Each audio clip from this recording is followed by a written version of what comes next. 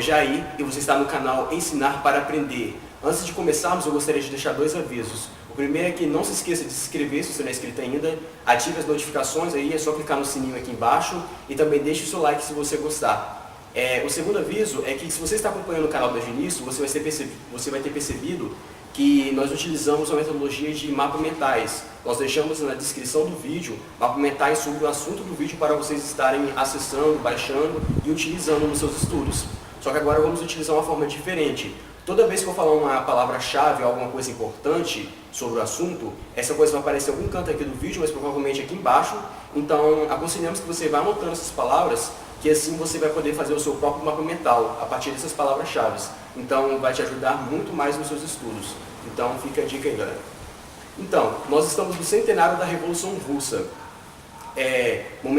Acontecimento esse muito importante para todo mundo, pois foi graças a ele que, um tempo depois dessa revolução, por exemplo, na Guerra Fria, teve um desenvolvimento tecnológico e industrial tão grande que proporcionou várias tecnologias que nós temos hoje, por exemplo, a internet. Então, foi graças à Revolução Russa, essa questão da luta, da disputa entre o capitalismo e o socialismo, que promoveu esse avanço tecnológico que nós temos hoje. Então, estamos comemorando 100 anos de Revolução Russa, que aconteceu em 1917, e vamos estar falando um pouco para vocês hoje sobre o que foi essa revolução, como é que aconteceu. Mas antes nós temos que falar um pouquinho como estava a Rússia antes dessa revolução. A Rússia, ela ainda era um império, ela era governada por um regime de czares, que eram os nomes o título dado aos líderes daquele local, o imperador. Então, neste momento, no início do século XX, mais ou menos, o czar que estava no poder era o czar Nicolau II. Ele estava já no poder há algum tempo e ele mantinha um regime muito, de certa forma, totalitário. Ele abusava muito da população, cobrando altos impostos, pegando parte das produções para a nobreza, para o clero, que a sociedade era dividida em praticamente clero, exército e o resto, a massa, no caso os camponeses, porque a Rússia no século XX, cerca de 85% da população era camponesas e cerca de 90% era analfabetas.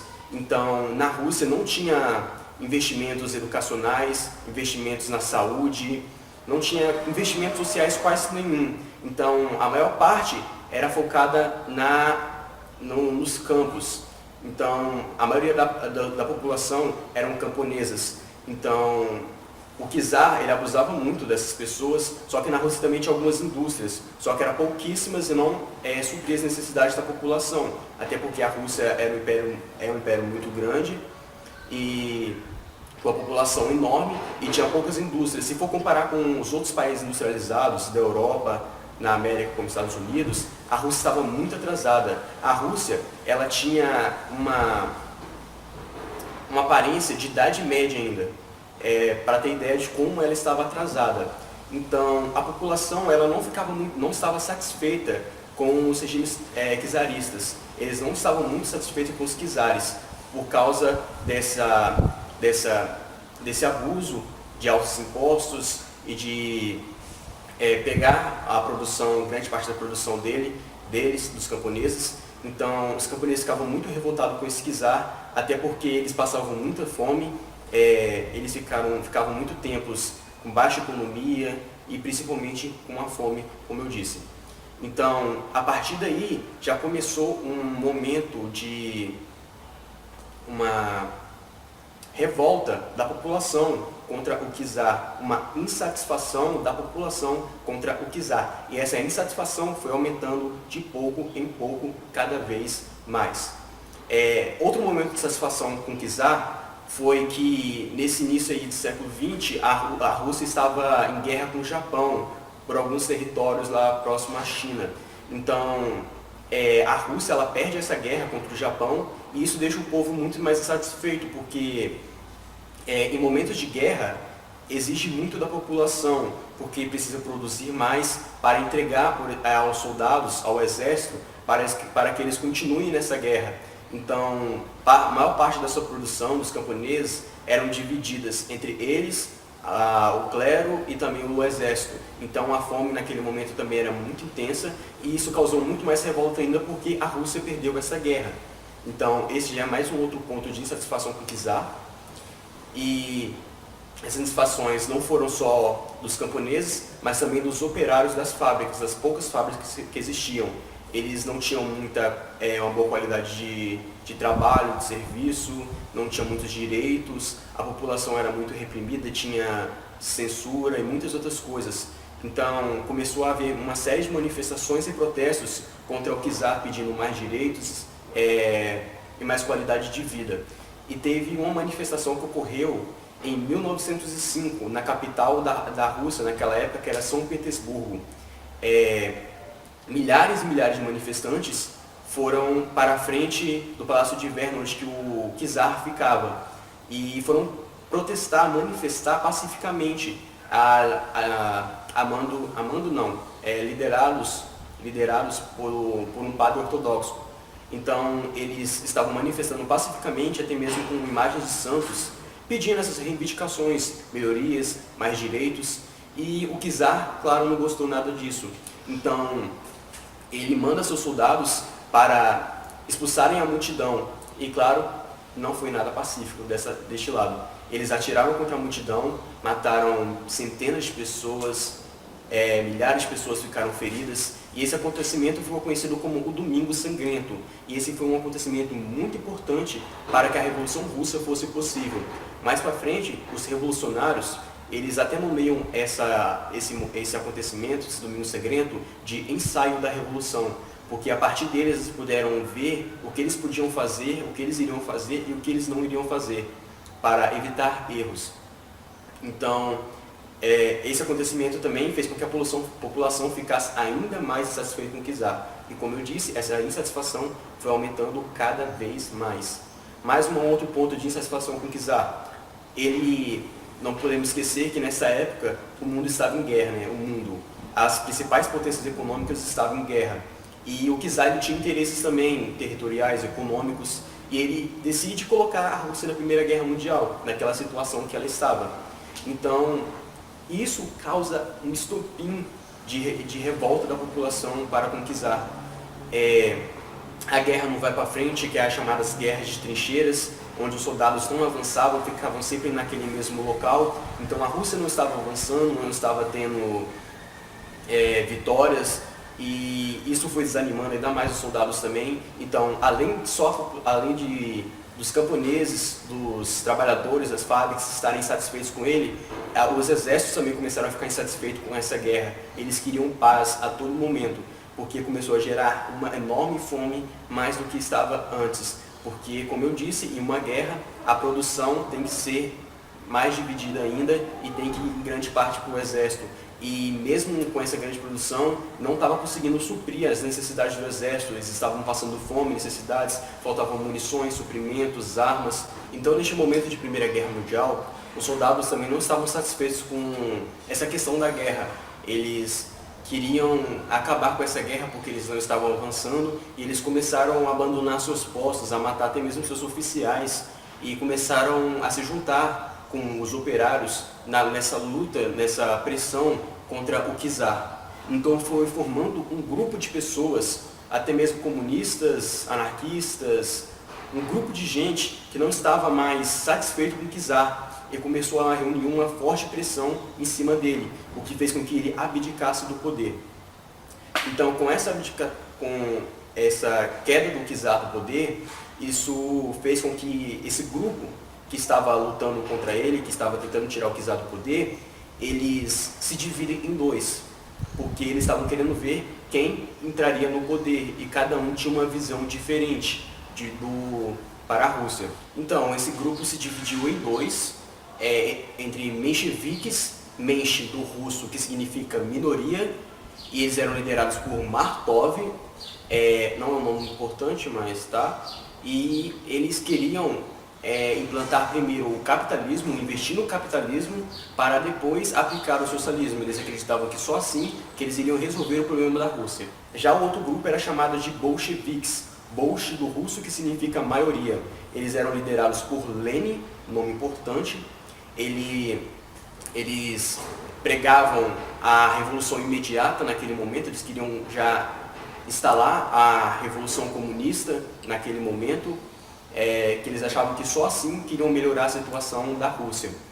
E uma das frases que eles defendiam que eles diziam era todo o poder aos sovietes, que sovietes em russo no caso é trabalhador, operário, que também não se relacionava só a essas pessoas de fábrica, mas também aos camponeses.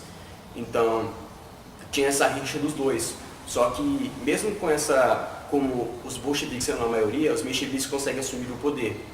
Então essa queda do czar foi a primeira revolução de 1917. Porque em 1917 ocorreram duas fases da revolução. Essa foi a primeira, com a queda do czar, e a segunda ocorre em outubro, logo após. Então, os bolcheviques não ficaram satisfeitos com que os mencheviques assumiram o poder, e eles começaram a reunir muito mais pessoas, dinheiro, suprimentos necessários, coisas necessárias para que eles conseguissem assumir o poder. E em outubro, no calendário russo, no calendário oriental, eles invadem lá o congresso lá onde que se instalava o poder, e eles tomam o poder para eles. Então essa é considerada a segunda fase da Revolução de 1917, é aí que a Revolução acontece de fato. Então Lenin, como era o líder dos bolcheviques, ele assume o poder, ele toma a liderança da Rússia e começa a implantar algumas coisas diferentes na Rússia. Uma das primeiras coisas que ele faz é estatizar as poucas indústrias que existiam. Ele começou a dividir também os grandes proprietários de terra, ele começava a dividir essas terras entre as pessoas. Então, essas pessoas não ficavam nada satisfeitas com Lenin, claro, porque elas eram obrigadas a dividir a sua terra entre a população. Então, essas pessoas ficaram muito satisfeitas com Lenin. E ele também começou a dar um pouco de investimento também nas indústrias e deu participação maior dos operários nas fábricas, coisa que eles não tinham antes. Agora eles tinham participação maior no lucro da empresa. E então, Lenin no poder não gerou satisfação para todo mundo. Então, os mencheviques, eles não ficaram nada satisfeitos com essa tomada de poder dos bolcheviques com eles. Então eles começaram a formar um grupo de repressão contra os bolcheviques. E nesse grupo foram juntando czaristas, que eram pessoas a favor dos czares, que queriam a volta dos czares no poder, e até mesmo aqueles grandes proprietários de terras, da qual Lenin ele dividiu suas terras para entregar ao povo. Então essas pessoas se uniram, juntaram e criaram o chamado Exército Branco para lutar contra os bolcheviques. E em resposta a isso, os bolcheviques criaram o chamado Exército Vermelho. E eles eram liderados por Trotsky, que é um nome muito importante, eu vou falar um pouco dele mais para frente. E o Trotsky ele foi o líder desse Exército Vermelho, e ele foi de canto a canto da Rússia, viajando de trem em todas as cidades, convocando as pessoas para participar do Exército Vermelho. Ele era um cara muito inteligente, um grandíssimo orador, então ele falava muito bem, ele conseguia convencer as pessoas a participar, a ir para o lado dele. Então ele teve uma grande participação nessa guerra, graças a ele que o Exército Vermelho adquiriu uma grande quantidade de gente, e isso deu uma vantagem enorme para o Exército Vermelho. Então essa guerra, essa luta do Exército Vermelho com o Exército Branco gerou a chamada Guerra Civil Russa. Então neste momento de guerra civil ocorreu uma intensa fome que nem dava para comparar com a fome da Primeira Guerra Mundial, da guerra com o Japão e até mesmo tempos antes que eles também passavam fome. Porque nesse momento da guerra civil teve um momento de uma intensa fome. As pessoas não estavam tendo nada para comer porque as produções iam para o exército. Então as pessoas estavam passando muita fome. Então as pessoas passavam intensa fome, e tem histórias que falam que pais ordenaram aos seus filhos que após a sua morte, por causa de vários motivos, fome, doenças, frio, depois da sua morte, os filhos poderiam se alimentar do próprio pai para que eles conseguissem sobreviver. Então, foi um momento de muita fome, de muita crise. Então, isso abalou muito a população russa. E isso foi um momento muito ruim dessa guerra civil, sem contar as milhares de mortes que ocorreram durante essa guerra. Mas nessa guerra os bolcheviques estavam ganhando, o exército vermelho estava ganhando, então os bolcheviques continuaram no poder. E com isso o Lenin, para tentar solucionar essa crise que estava graças à guerra civil, ele instala a chamada NEP, que é Novas Políticas Econômicas. Nesse momento, ele utiliza uma frase que se chama dar um passo para trás para poder dar 2 passos à frente. Então, ele começou a implantar o capitalismo, investir no capitalismo para que a Rússia crescesse, conseguisse se erguer economicamente e depois aplicasse o socialismo. Então, foi isso que ele fez, ele começou a investir mais na industrialização, estatizou as poucas indústrias que existiam, as ferrovias também, e começou esse processo aí de tentar melhorar, dar investimento em maior população também, para tentar solucionar esses problemas. Com esse decorrer do tempo, o Lenin ele adquiriu uma doença. Então, essa doença o levaria à morte um pouco tempo depois. Isso já estava muito perceptível. Então, as pessoas começaram a brigar para tentar decidir quem tomaria o lugar de Lenin, quem ficaria no poder. E tinha 2 candidatos a suceder o Lenin. Um era chamado Stalin, Joseph Stalin. Ele começou no partido desde baixo e foi se erguendo, subindo de patente dentro do partido, e ele virou secretário-geral do partido nesse momento. Ele pregava mais uma questão do socialismo na Rússia, para depois passar para outros países. E o outro candidato era chamado Trotsky, como eu mencionei anteriormente. Ele era muito chegado de ele era muito chegado de Lenin, e Lenin e o outro candidato era o Trotsky, que eu já mencionei anteriormente. Ele era muito chegado de Lenin e ele pegava uma questão diferente do Stalin. Ele achava que o comunismo só daria certo se ele fosse implantado em todo o globo. Então ele queria passar essa revolução para outros países e não focar apenas na Rússia. Então tinha essas 2 ideologias contrárias aí dos dois, que ficaram convergentes entre si. E tinha as outras questões também sobre Stalin. Stalin era uma pessoa considerada muito eficiente no que fazia, só que ele era muito rigoroso, muito radical nas coisas que ele fazia, nas decisões, e ele concordava sempre com o que Lenin dizia.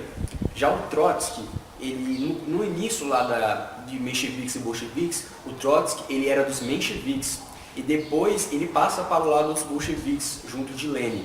Então, desde então, ele começou a ter essa participação importante dos bolcheviques e junto ao Lenin. E também, ao contrário de Stalin, o Trotsky ele discordava algumas coisas que o Lenin dizia. Então, o povo do partido via o Trotsky de uma forma meio ruim, como se fosse alguém meio autoritário, meio que fosse instalar, se ele sucedesse o poder, que ele iria instalar um regime totalitário ou algo assim. Então tinha essa rixa dos dois para ver quem ia suceder o poder. Só que mesmo tendo essas questões de ambos lados, o Lenin ele conhecia muito bem Stalin e o Trotsky. E ele sabia que o Stalin ele não tinha uma capacidade total para conduzir a Rússia naquele momento. Ele sabia que Stalin era eficiente, era muito ele fazia tudo que ele fazia bem, só que ele via que o Stalin era muito rigoroso, muito radical nas decisões dele, que ele não se daria bem nessa posição de líder da Rússia. Então, prestes da sua morte, Lenin deixa uma carta falando que Trotsky seria o seu sucessor e que Stalin não poderia ser o sucessor dele. Mas o Stalin ele tinha uma rede de espiões, e esses espiões interceptam a carta e a escondem, para que Stalin tenha mais chances de conseguir suceder o Lenin. E é isso que acontece. Lenin morre em 1924 e Stalin sucede o Lenin no poder. O Stalin no poder, ele começa uma certa forma de ditadura. Ele começa a reprimir todos os seus opressores, todos os seus inimigos, verdadeiros ou imaginários. Então, ele começa a acusar várias pessoas, inclusive o Trotsky, uma das primeiras pessoas que ele acusa de...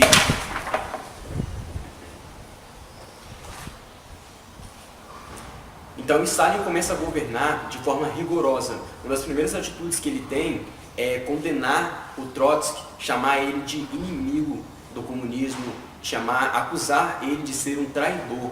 Então, ele manda caçar o Trotsky, matar o Trotsky, e Trotsky se vê na situação de que ele tem que sair em refúgio, ele se exila em outros países, ele passa pela França, vários outros países, até se instalar no México por último. E em todos esses países que ele passava, ele ia juntando pessoas com seus ideais, que se simpatizavam com seus ideais, e continuava escrevendo, fazendo biografias, livros falando sobre o comunismo, sobre a Revolução Russa, criticando sobre Stalin principalmente, tudo que Stalin fazia, ele continuava criticando em outros países, onde ele estava, ele continuava fazendo esse papel.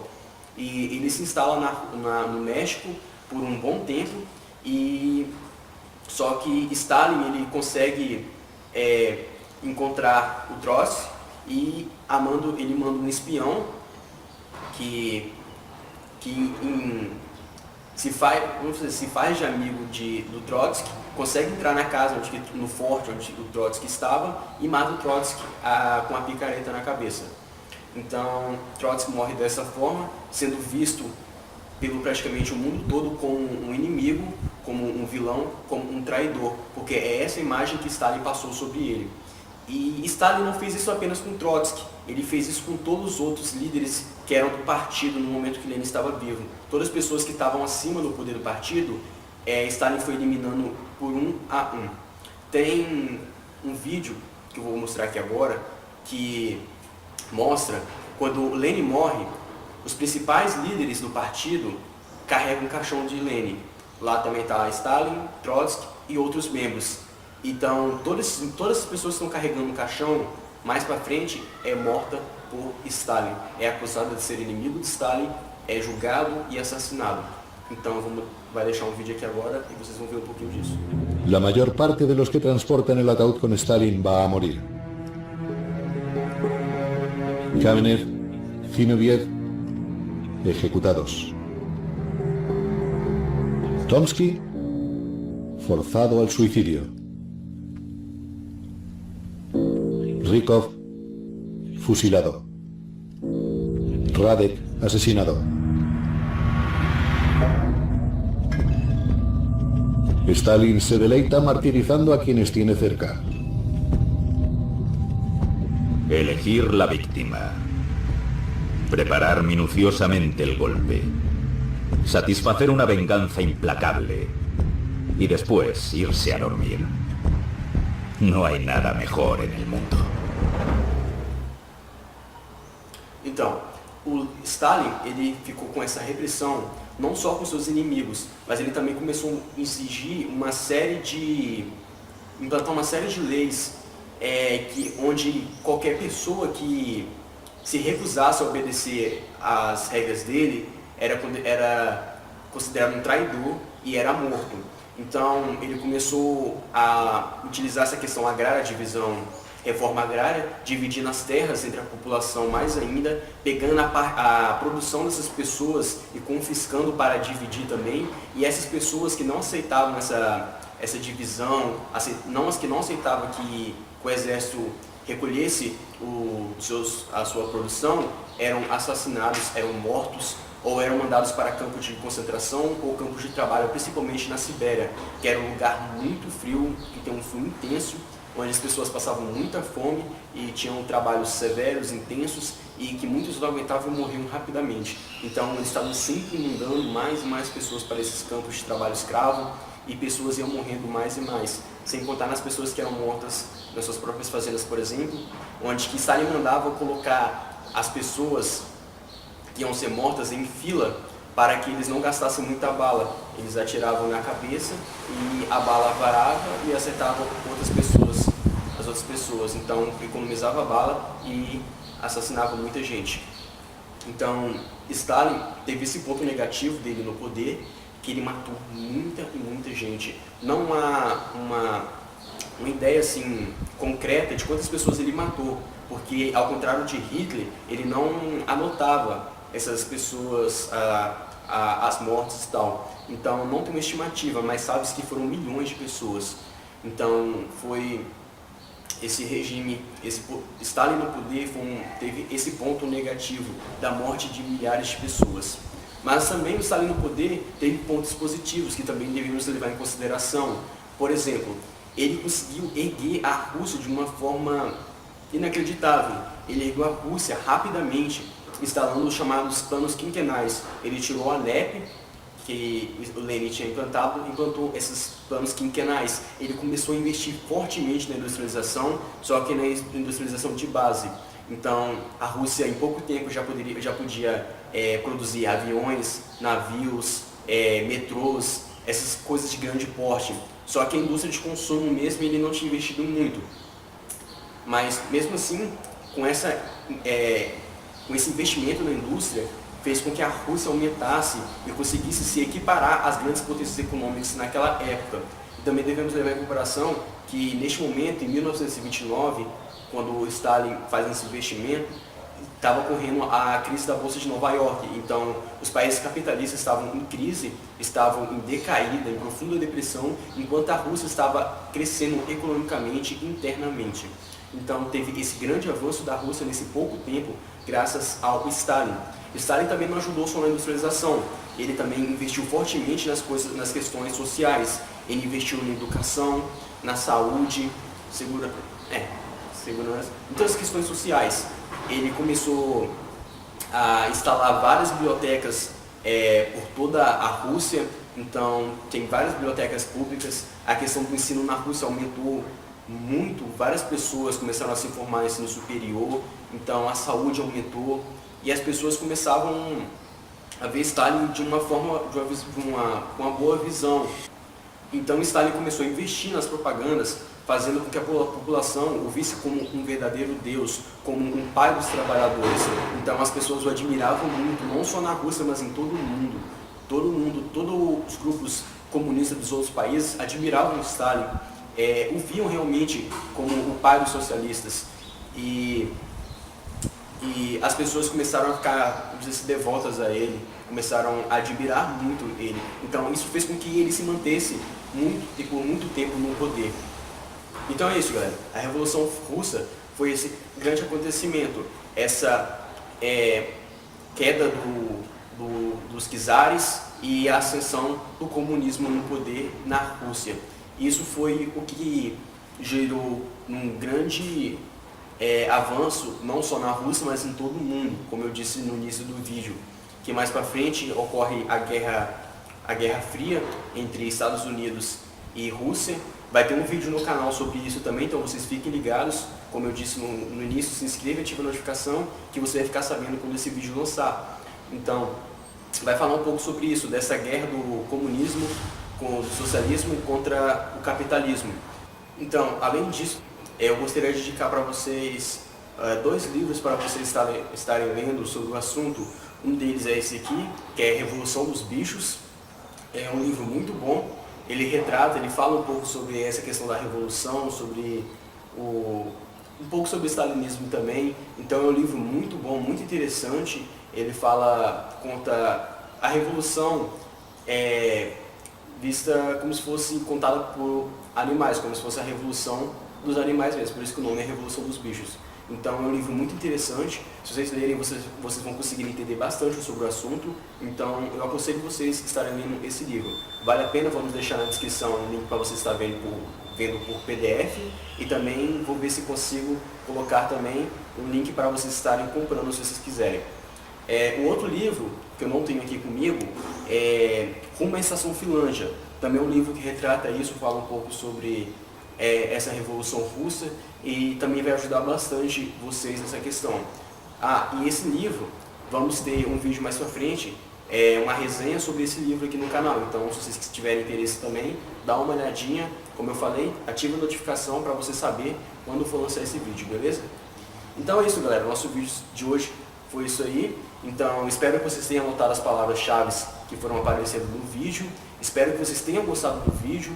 Não esqueça de deixar o seu like se você gostou. E também ajude a compartilhar com seus amigos, pois se te ajudou, provavelmente vai ajudar eles também. Pois Revolução Russa é uma questão que cai bastante em Enem, em várias outras provas. E também um assunto também interessante para você estar por dentro e sabendo sobre. Então, compartilhe também com seus amigos, ajude a divulgar aí, nos ajude. Beleza? Então é isso, falou e até a próxima. Fui!